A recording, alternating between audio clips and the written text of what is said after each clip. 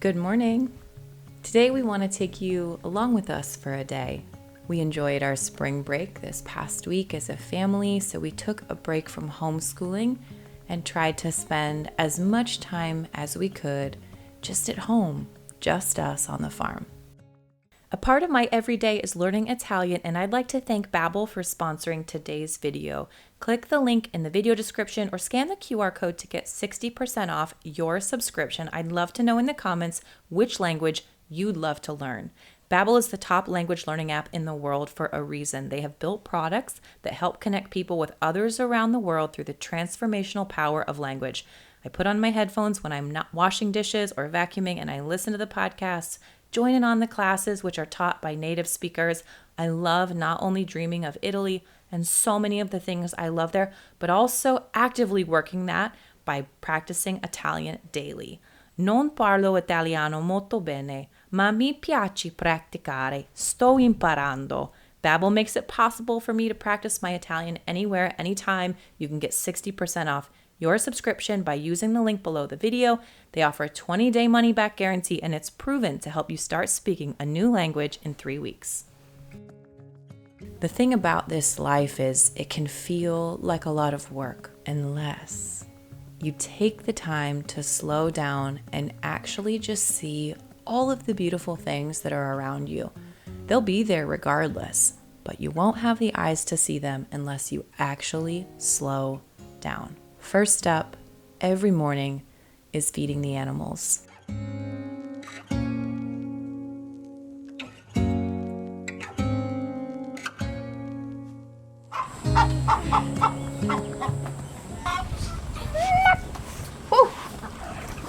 You putting those in the other pocket? I'll carry the rest. Our boys have taken really good charge of this, and they're the ones now who go out with Stu, put eyes on everyone, collect the eggs, throw out the hay, fill the watering bins, and just make sure that everyone's in good health and ready to go for the day. I'm always surprised at how capable the children are. That doesn't mean that they don't need supervision. We have to have eyes on them as well to make sure that jobs get done to our standards. But they are so capable, and they've learned to do a great job.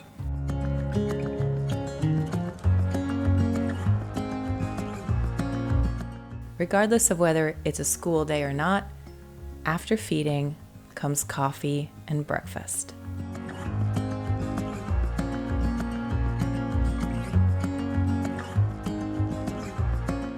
Some days it's a little bit more rushed than others, but we always try to gather together as a family to have this time.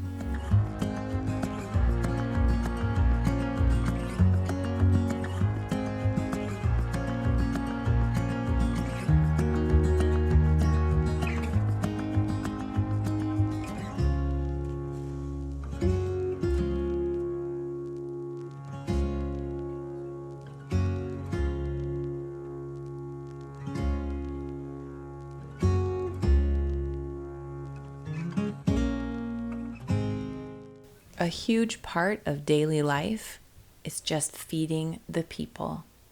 Turns out they want to eat. They want to eat 3 times a day, and they enjoy eating good food. And so we put the work in, whether it's meal planning, preparing the food, stocking the pantry, making homemade items. The work just has to be done day in, day out. So the passive protectors go like this. Yeah. Passive guardians don't have a weapon, but they can stomp a beam at you. They can also make like a big glowy ball, and they spin it at you, and it goes boom.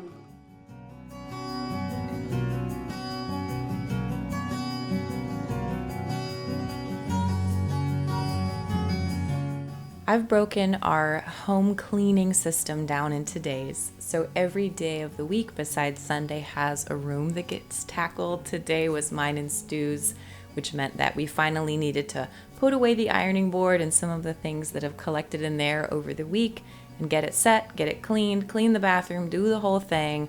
I find that breaking it up like this by day is really helpful. It keeps me from getting too overwhelmed with cleaning the house all at one time, and instead I just tackle a specific room or a specific space each day.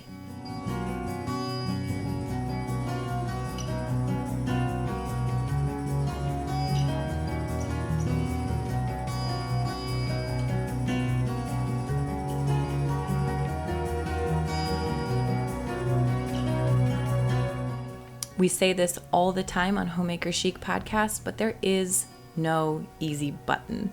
There's just not. There's just work and trying to keep a positive attitude and a positive spin on all of it, because this work's got to be done over and over. The rain. This is not the prettiest gardening day. No, it's not. We've had some really good ones, but this is just awful. We got this big bed. It's raining. All right.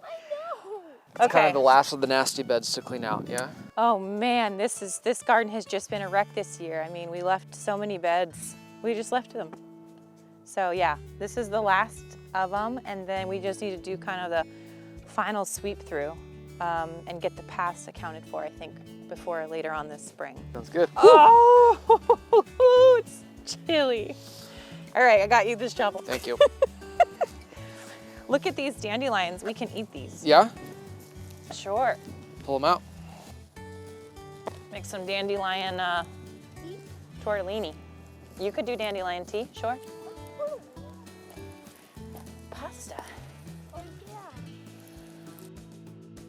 This time of year, there's always work to do in the garden. And so we try to break it up and just get outside, maybe for 90 minutes or 2 hours, which is a lot of time. It's a huge sacrifice to invest that much time into the garden, especially when we're still finishing out the homeschool year. But spring break was a perfect time for us to get the last of our beds dealt with in the market garden.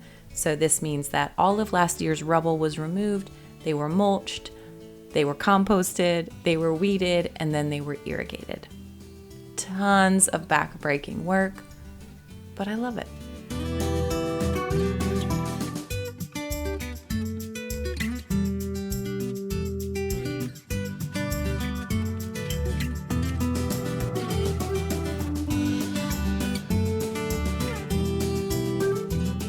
After an afternoon in the garden, it's time for me to sort of set the stage for supper, which means just getting the kitchen cleaned, making sure the house is kind of in general working order, attitudes are in general working order, so that we can kind of go into the last part of the day, dinner, and the aftermath of dinner, with just a clean kitchen, with good attitudes, with our space generally dealt with. And whenever we invest time outside in the garden, that means that we get what we call a garden house, which means things tend to spread and get quite a bit messy indoors. So it takes a little bit of time in the afternoons to just put things back where they need to go as a family and get ready for the next bit of the day.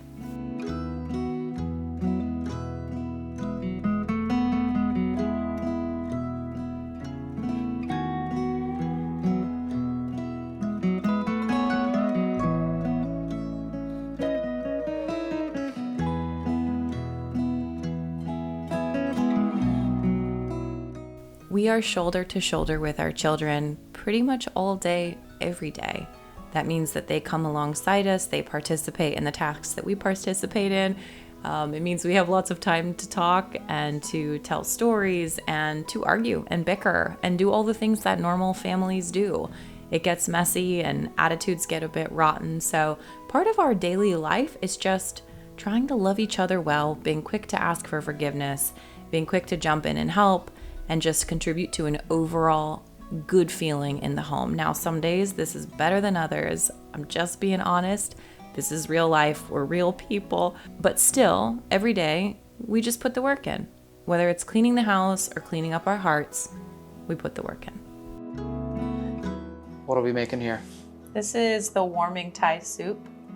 Ooh, yeah. I think I feature it on every single menu that we do on Substack because I just love it so much. And I'm making a big old batch so we can have it for lunch tomorrow. Good. And honestly, after today, I'm hungry. What do you got back there? All right, check these out. I cleaned them all up. These are those dandelion greens that you and Will pulled out of the garden. So good for you. We should probably pick through them and just make sure there's no pieces of straw or anything. Unwanted things. Yeah, but they're just a really beautiful bitter green. And I mean, how many of us just either poison our dandelions with a spray or just don't use them? Well, look at these. Mm-hmm. We go to all this effort to grow spinach and arugula and lettuces. I'm looking forward to supper. Yes. Do you want to chop those dandelion greens? I will. We can All right. plop them in. Okay.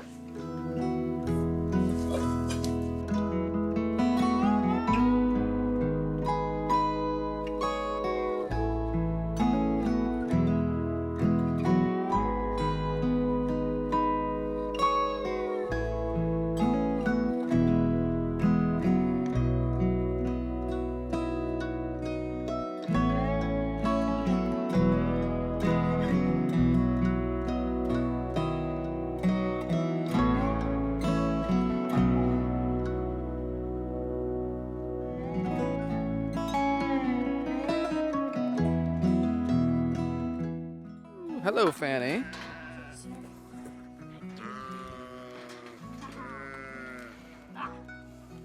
You got her? Yep. All right.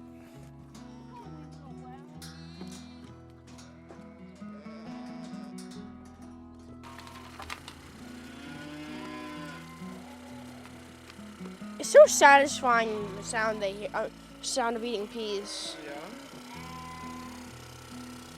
Looks like she wanted them.